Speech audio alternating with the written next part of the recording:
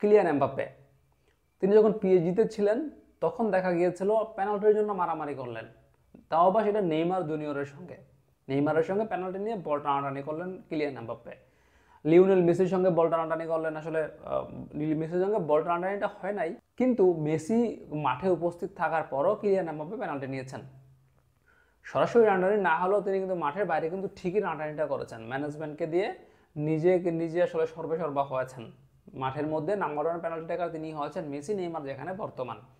তো সেই কিলিয়ান এমবাপ্পের রিয়াল মাদ্রিদ দেশে যে রূপটা দেখা গেল সেটা আমার মনে হয় অনেকে আসলে কল্পনাও করে নাই। রিয়াল মাদ্রিদের সর্বশেষ যে ম্যাচটা ছিল গেতাফের বিপক্ষে, সেখানে রিয়াল মাদ্রিদ পেনাল্টি পেয়েছিল এবং সেই পেনাল্টিটা দুইটা পেনাল্টি পেয়েছিল। একটা তো জুডে বেলিংহাম নিয়েছেন, সেখান থেকে গোল করেছেন। তবে দ্বিতীয় যে পেনাল্টিটা, যেটা কিলিয়ান এমবাপ্পে নিতেন আর কি, তার কাছে বলটা ছিল, সে রদ্রিগোকে বলটা সাধতেছে, যে রদ্রিগোকে পেনাল্টি নেওয়ার জন্য বলতেছে।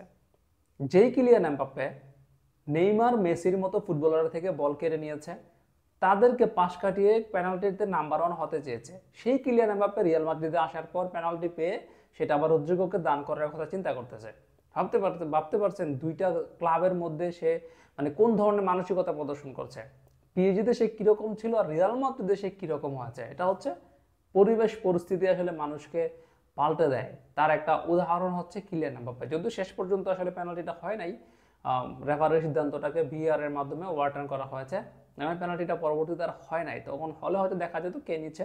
বাট কিলিয়ান এমবাপ্পে যে রদ্রিগোকে পেনাল্টিটা নেওয়ার জন্য বলেছিল, সেটাই আসলে অনেক কিছু। এবং এই দৃশ্যটাই আসলে আমার মনে হয় না কেউ কল্পনা করতে পেরেছে যে রিয়াল মাদ্রিদে এরকমটা হবে।